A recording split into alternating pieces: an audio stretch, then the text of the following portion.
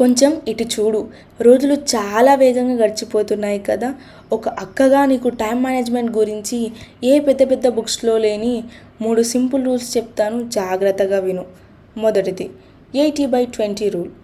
రోజంతా పనులు చేస్తూ బిజీగా ఉండటం కాదు, నువ్వు చేసే పనుల్లో ఏవి నీ కెరియర్కి, నీ చదువుకి 80% ఉపయోగపడుతున్నాయో ఆ ముఖ్యమైన పనులకే నీ మొదటి ప్రాధాన్యత ఇవ్వాలి.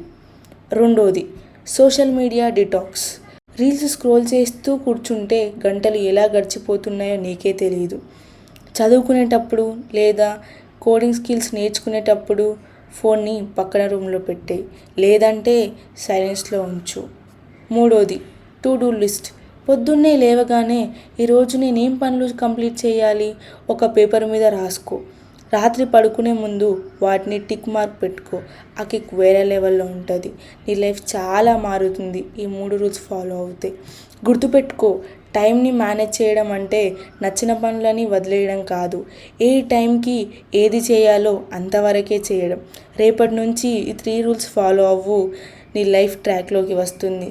వీడియో నచ్చినట్టయితే లైక్ అండ్ సబ్స్క్రైబ్ చేయి, నీ ఫ్రెండ్స్కి షేర్ చేయి. Thank you for watching my video.